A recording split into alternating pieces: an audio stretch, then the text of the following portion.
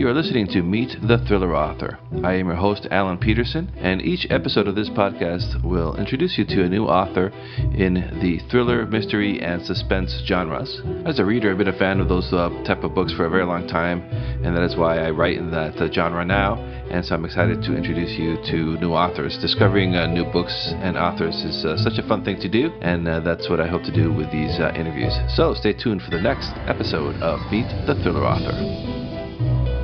Hey everybody, this is Alan Peterson with Meet the Thriller Author, and today I'd like to welcome best-selling and award-winning author Danielle Girard to the podcast. Hello Danielle, how are you?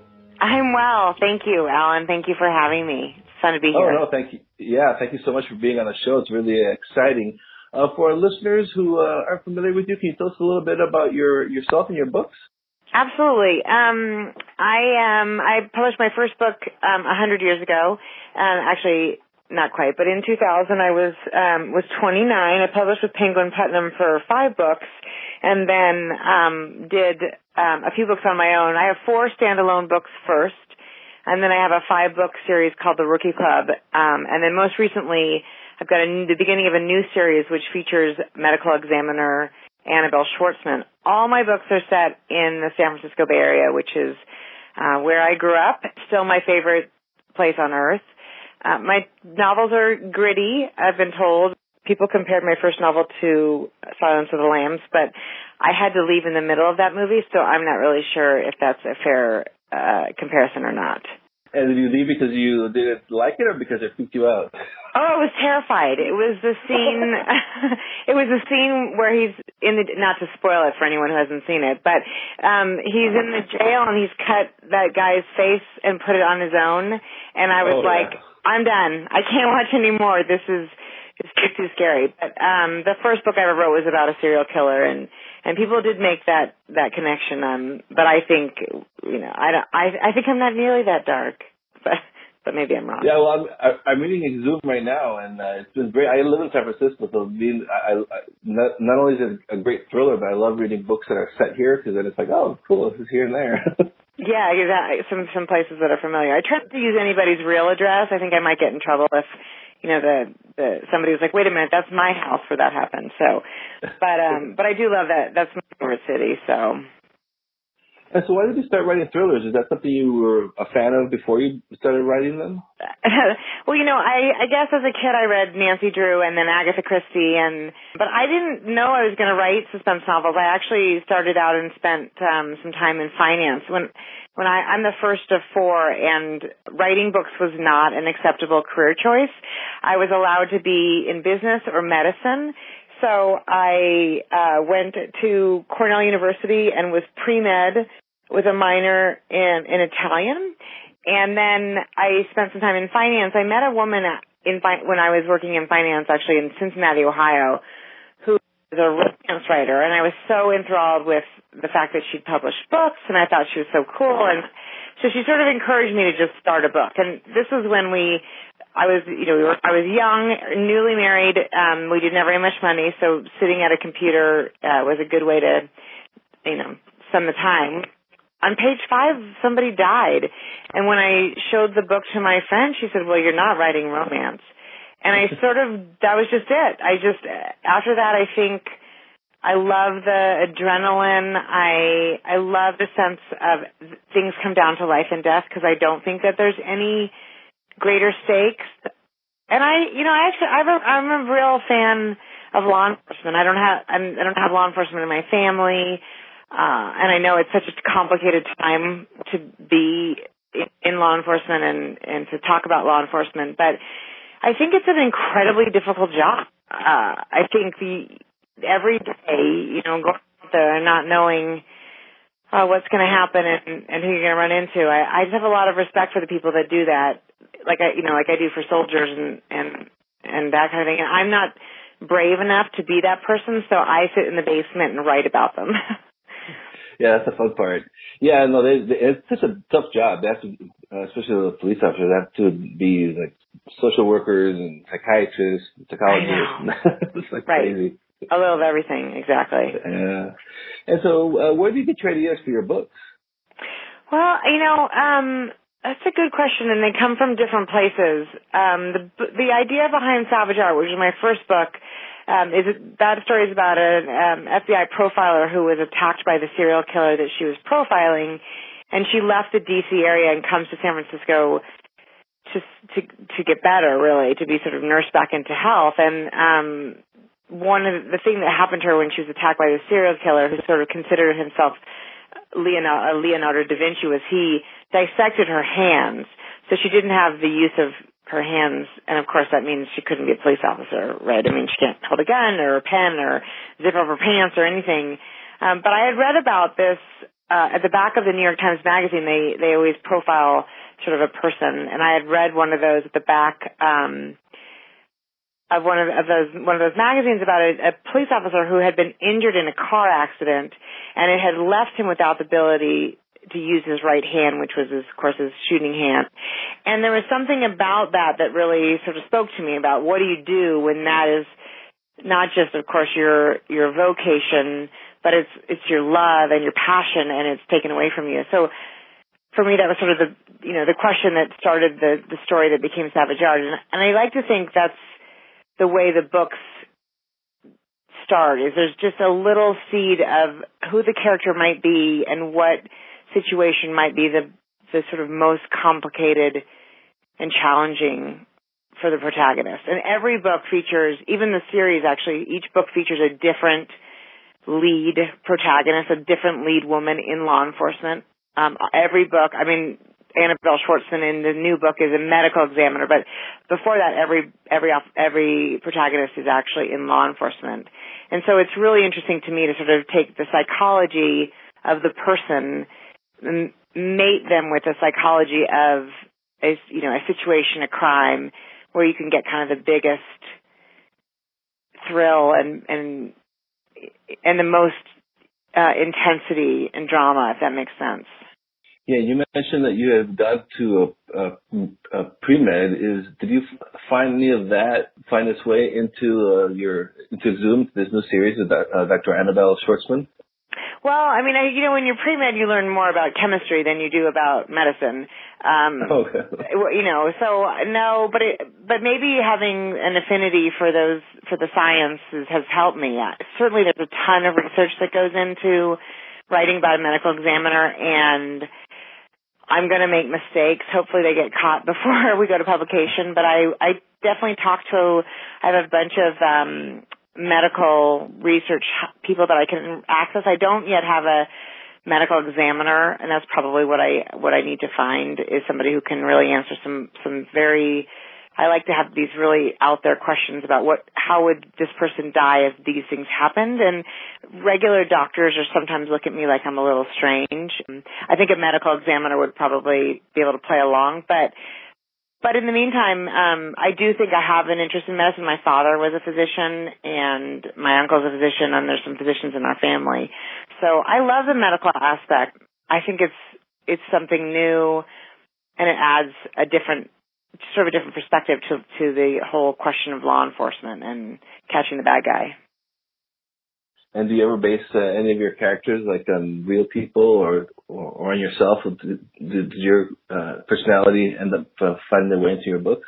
Well, I think probably, it does. Like I said, I'm the opposite of most of my characters in terms of being able to be brave enough to confront these types of situations. But I think I try to write about women who are, like myself, sort of both strong and also vulnerable and not as strong in some areas of our lives. I think that's not true of just women. I think that's true of all of us. I think everybody is a series of contradictions that makes us human. So I've never actually looked at a person in my life and said, oh, I'm going to base a character on that. But for sure they're all sort of composites. You see somebody on the street who does something strange and you think, I'm going to use that in the book. Or, you have somebody in the neighborhood who's a little nosy and you think, I'm going to use that person in the book.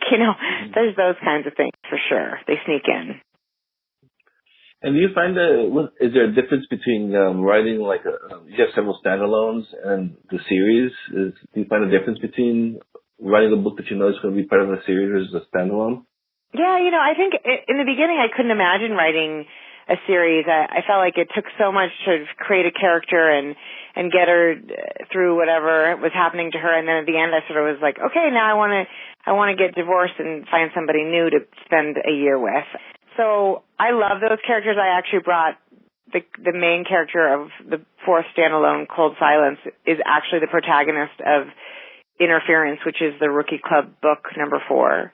She's not the main protagonist in Cold Silence, so she gets her big book in Interference, if that makes any sense. But I think I took some maturity as an author to sort of realize when you do a series, you have to think not just about a story arc and what will this character accomplish and how will she change and grow in this book. You have to think about how will this character change and grow over a lot of books. And if you're starting like I am with Exhume, I don't know if this is a 5-book series. I mean, I think, Patricia Cornwell's on book 23 of the Kay Scarpetta books. I mean, I think Sue Grafton's gone all the way through the alphabet, and I'm not sure if she started again. So it's hard to know, how big that arc will be. So you have to be able to think bigger, broader, longer term. And I'm not sure I could have done that when I wrote those first 4 books. Yeah, because the books, even though they're part of the series, though, each one is like their own it's sort of like a standalone, right? I mean, exactly. Yeah. You have to satisfy the reader at the end of the book, or try. That's always, of course, a trick. You can never satisfy everyone, but you try to satisfy the story that's within that book, but also leave open some things that will pull the reader into the next book. And so it's a different beast.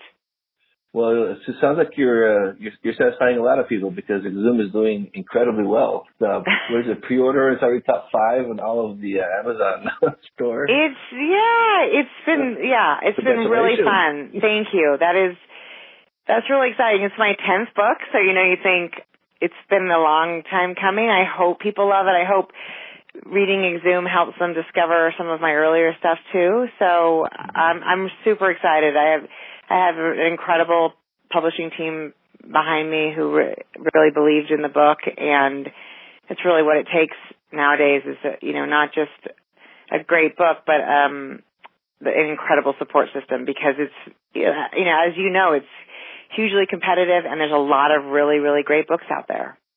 Yeah, there's a very exciting time right now, and you used to go into both worlds, right? You've published on your own independently, and you've gone to big publishing houses as well, right? Yeah. So exactly. I published those first 4 books, the first 4 standalones, and then the first Rookie Club book, which actually originally was titled The Rookie Club and is now called Dead Center.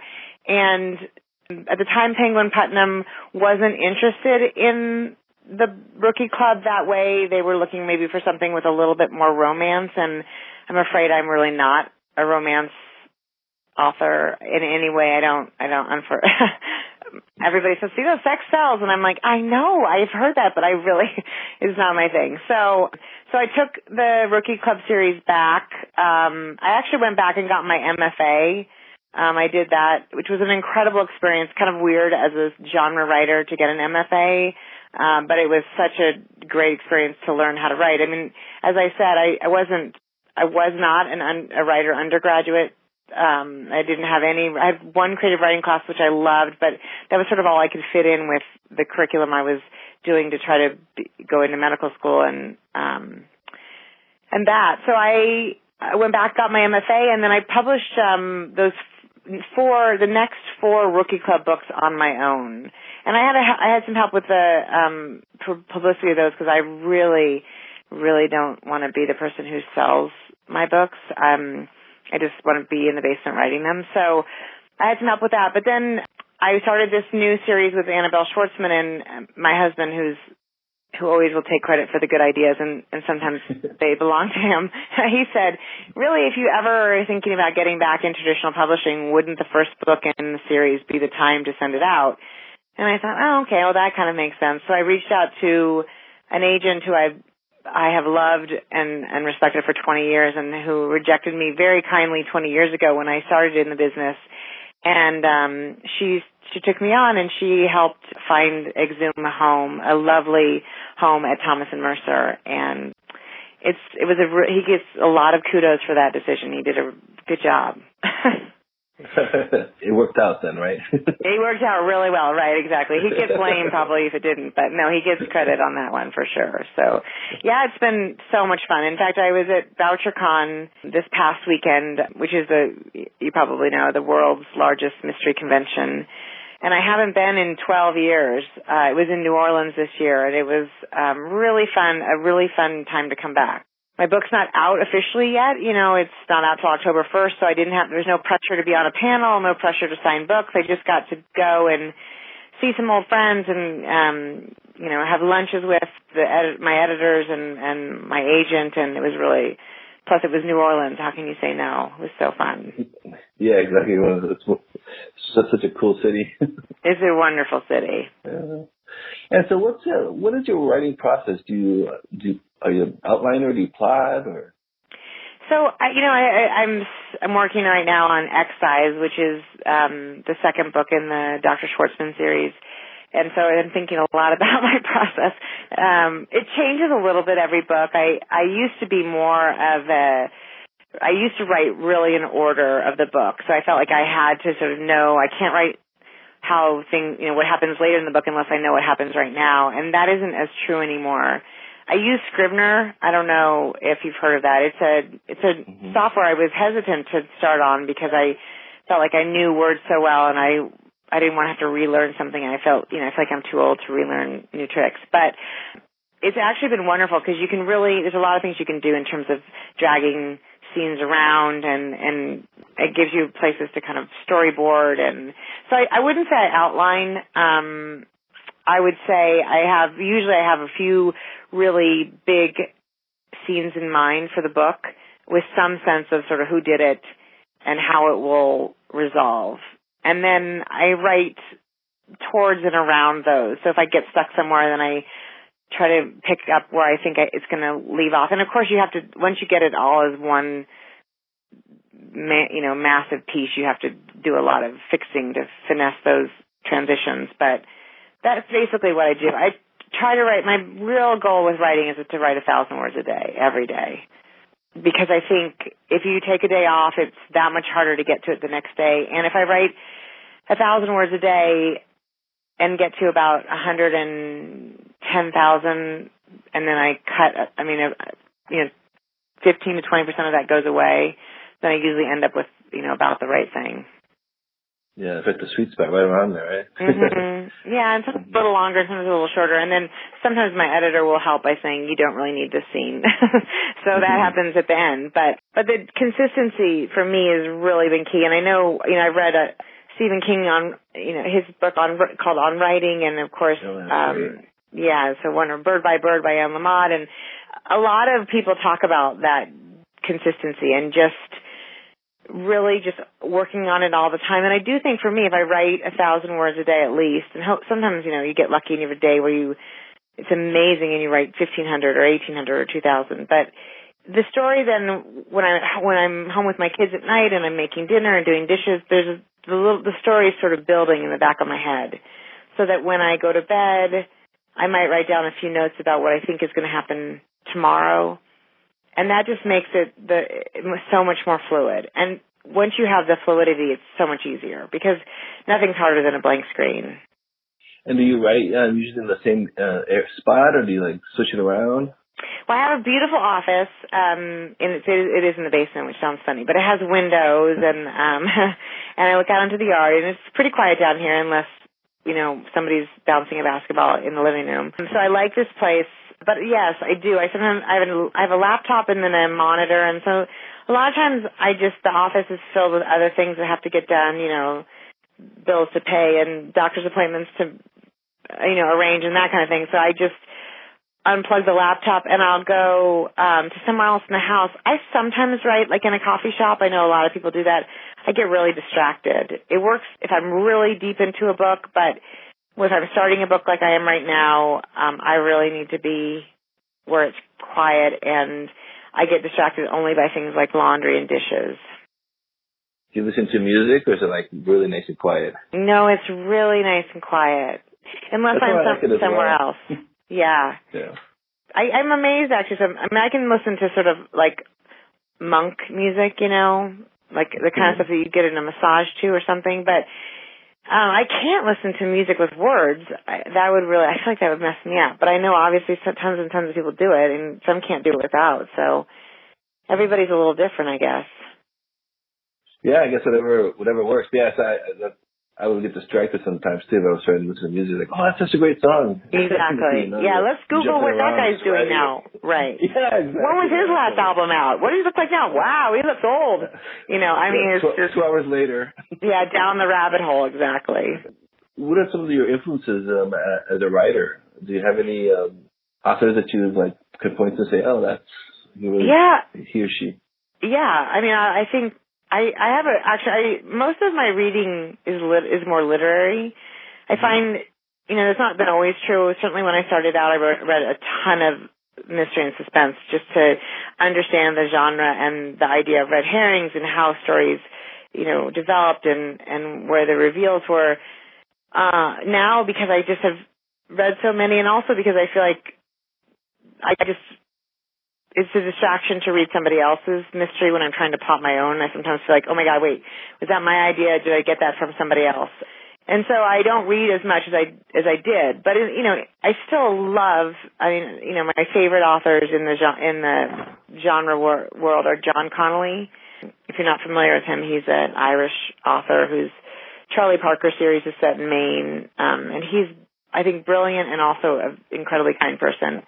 I guess I'm somewhat also influenced by people that I know personally, so that doesn't always make it easy. But in terms of other people, Lisa Gardner is wonderful. She writes a great story. Harlan Coben, Lee Child writes a really quick, fast twister. Those are fun to read.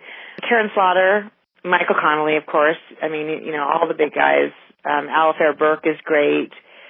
James Lee Burke is great. So, and in terms of, you know, literary, my favorite books of all time is actually Philip Roth's American Pastoral, because he has this whole little section where he talks about how people just don't know themselves. You know, we don't know we can't understand each other because we don't really even know ourselves. And there's something really interesting about identity in that book in general, and also in that passage, that I think is part of the reason I write is, you know, these characters are going through something to figure out who they are, and maybe by them going through it, I can figure out who I am. But, you know, that has had a big influence on me too. And that's always, I think, at the center of my books. And do you find when you're writing, do you like, especially if you have a couple of series going on right now, do you like jump back and forth between the Rookie Club and Dr. Schwartzman, or do you just focus on one? Well, I'm usually focused on one at a time. At least, you know, for these first, in the beginning of a book is really hard. I can sometimes do revision on another book while I'm working on a book. But writing 2 books side by side, I have tried that, not hugely successfully. I do have another book that would be a standalone that I'm sort of working on in the shadows of this second book. It was an idea that came to me and it kind of won't let me go. So Excise is at the forefront of my mind, and certainly it's getting my 1,000 words a day are on that. But I'm working on this other sort of untitled thing at the same time, but not every day. So I just don't feel like I can do probably justice to either of them if I worked on both. But it's there, and it's hard because I'm going to finish Excise. It's due in January, and then, you know, we'll have to figure out, you know, what book is next. So I'm hoping to kind of inch this other book along so that if I have a month or two early next year, I can really know where I'm going at least with it, and potentially finish it. We'll see. It's a little different than anything I've done. So, is it still in the thriller? It is. Yes, absolutely, still a thriller. Yeah, absolutely. Yeah. I wouldn't even know what a plot was without a dead body, Alan. I'd be lost. So yeah, I think that it is in the genre, but it's a little different, and it's been fun. It's fun to try something different. And who knows, next year we might talk in a year and I'll be like, I don't have any idea what you're talking about. That book has been wiped from existence. Never happened. Exactly. It's never happened. So how many books do you publish a year? Do you have a goal or? I'd love to get to the point where I can publish 2 a year. Right now I'd say it's more like every 9 months. And it's a little slowed down now because, when the process of getting a Zoom out, if I had gotten it out on my own, it would have been out last year, and instead, it's out this year. But they're looking at publishing X-Size in the summer of next year, so that would be kind of more or less 9 or 10 months. I still have kids in the house. They're in high school, so it's getting easier.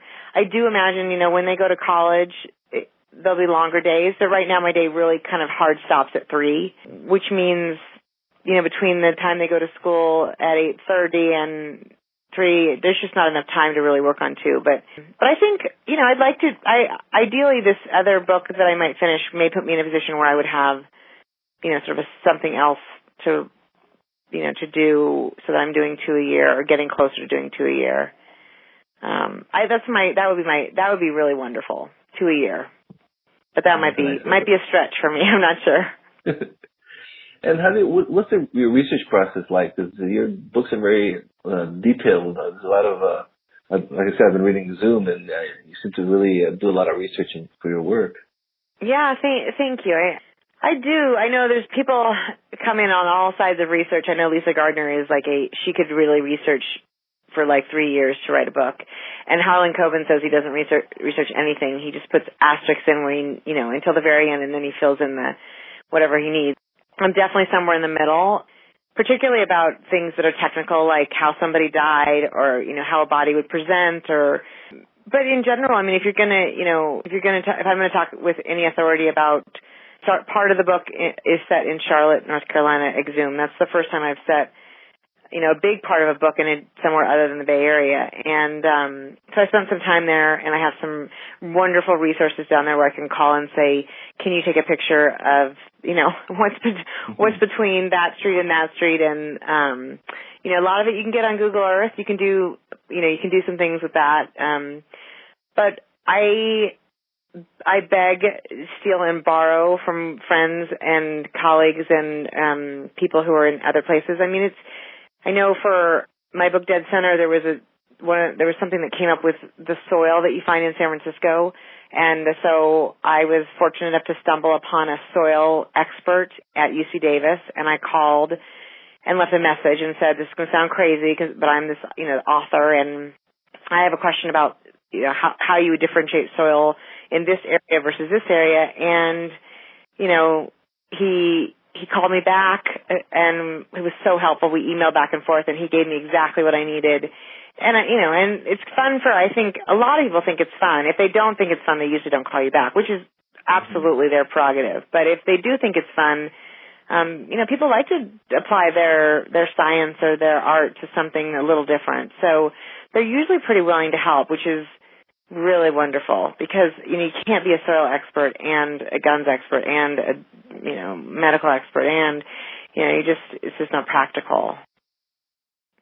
Yeah, that's good advice. Just reaching out and picking up the phone and calling somebody is amazing. Sometimes how that works out pretty in a great way. It does. I'm not always very confident about it. I'm always a little but I managed to sort of stumble my way through an introduction, and then, and people have been really super generous with me. And I am hugely grateful, and I thank them in the acknowledgments, and then make sure I carefully say every mistake in the book is on me, not on them. They gave me the right thing, and then somehow I messed it up. And your book covers are really amazing. That's the first time I kind of saw you when I was cruising around. I was on House covers. Just wanted to mention that. But I love looking at book covers. So thank you. Well, I have had now a few book covers on some of those books, because they were they were originally published by Penguin Putnam, and when I got the rights to them back, you don't own the right to the cover. So there's I had great help from a company called Streetlight Graphics, and Glendon there he's really brilliant with the look, and he did the standalones, so they look all sort of similar, and then he did the 5 Rookie Club books, so they look all similar. And then, of course, Thomas and Mercer did Exhume, and that one's really phenomenal. I mean, I think it looks like a big book. So yeah, it's still keeping with your branding though. So it has the same across your audiobooks. So it's kind of nice that Thomas and Mercer kind of kept the same branding going. Yeah, we got kind of lucky. Yeah, exactly. Yeah. Yeah, that would be a big change for you on that one. Yes. Yeah. But it actually, I mean, they, and I had this experience at Penguin Putnam too. They want you to love your covers. So they were really, they send you a few examples, and then you say, I like this one more than this one, and what can we do? It feels a little quiet, or, those kinds of things. So, and it's, one-word titles are really fun too, because I think except for interference, that is potentially the longest word that should be ever on a cover. And, yeah, so if you think about one-word titles, go short is my advice, not long. But aside from that, I think it's fun. You can make things a lot bolder when there's not as much, when there's not as many words on the cover. And what keeps you going, writing these stories and putting out these works? I'm sorry. Say the question again. Like what keeps you going? What's the motivates you to keep writing and putting these books out? Oh, there's that voice in your head, I guess. I did take a break. I took a year off from writing. My kids were kind of small, and I felt like I needed to devote that time to them. But I think it's kind of a disease, writing. It's its own form of addiction. I'm addicted to chocolate, which I've tried also to give up, but I never gone a year without that. And I'm definitely addicted to writing. It makes me a happier person. I think my family will say, if you're not killing somebody in the basement, you're really grumpy. So, and I think that's true. It's it's something. It's part of my identity now, and I mean, when I couldn't do it with Penguin Putnam, I found another way to do it, and now I'm doing it in even a different way. It's something I want to do until I saw R.L. Stine this weekend at BoucherCon, and he's got to be 80, is he 80, late 70s? I mean, so I want to be like that. I want to be doing it a long, long time. Yeah, keep going till the end. Exactly. So I fall asleep in the middle of a grisly murder scene. Yeah. And don't wake up. So now we do have some aspiring writers that listen to this show. So before I let you go, I was wondering if there's any advice that you can give to aspiring writers. Absolutely. I have so been there. Well, first off, I should tell you, I have 1,000. I have 175. I was going to say 200, and somehow 1,000 popped in my head. It feels like 1,000 rejection letters, but I have 175. Maybe it's up to 79 now. Rejection letters in a accordion folder in my drawer here in my office, and I just need to open it and look at them to remind myself that the only way you'll never become a writer or a bestseller is to quit. You have to write, and you have to write when people tell you that you're terrible, and when people tell you that you should go get a day job or don't quit your day job. And I wrote with a day job for most of my career.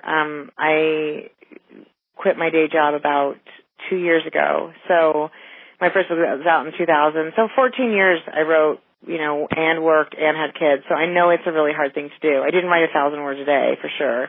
But I wrote every day a little, even if it was scrawled, in the lunchroom at work.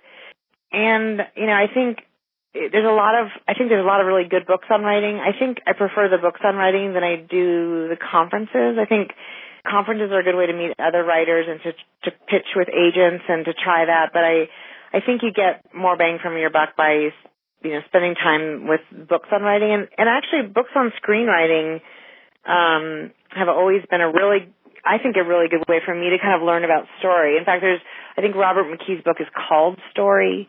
I still have these books right here beside me. I've got one called Creating Unforgettable Characters, Making a Good Script Great, 20 Master Plots. Oh gosh, I'm trying to think. Writing fiction. Anyway, I have a million books.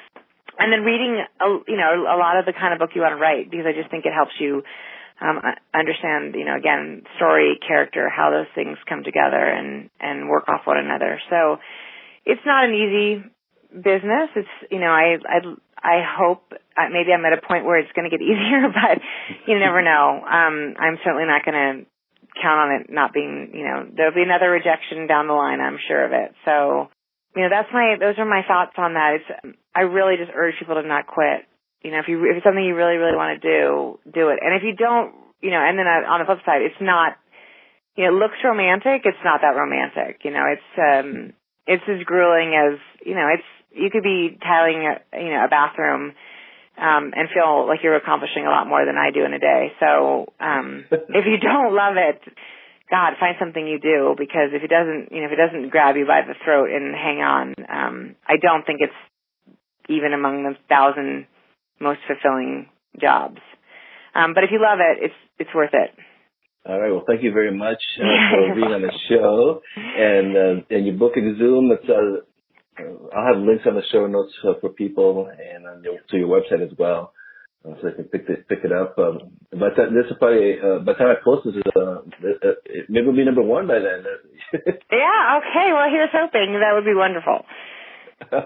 I'll let you work your magic, Alan. Well, I appreciate you having me, and I know I talk so fast, so I hope I didn't babble on too much. But let me know if you need anything more from me. But thank you. I really appreciate it. Great. Thank you very much. You take care, and good luck with your writing. Thank you for listening to this episode of Meet the Thriller Author. I'd like to ask you to please rate and review this podcast over on iTunes. It only takes a few seconds, and it really helps me get the word out about the podcast. I would really appreciate that. And you can visit my website at thrillingreads.com/podcast. If you haven't subscribed yet, you can do so from there. You can do it on iTunes. You can do it with Stitcher. You can do it on Android. The RSS feed is there, so make it very easy for you to subscribe to this podcast. And you can also join my mailing list from the website. And I've actually been getting some pretty cool offers for our listeners. So if you want to get a great deal on a thrilling read, you can join the mailing list over at thrillingreads.com/podcast. And you'll get I'll let you know about these great offers that I've been receiving that I can pass on to you. And please visit my website, my author website, over at alanpeterson.com, and you can download my best-selling thriller, The Asset, for free from there. Thank you very much, and until next time.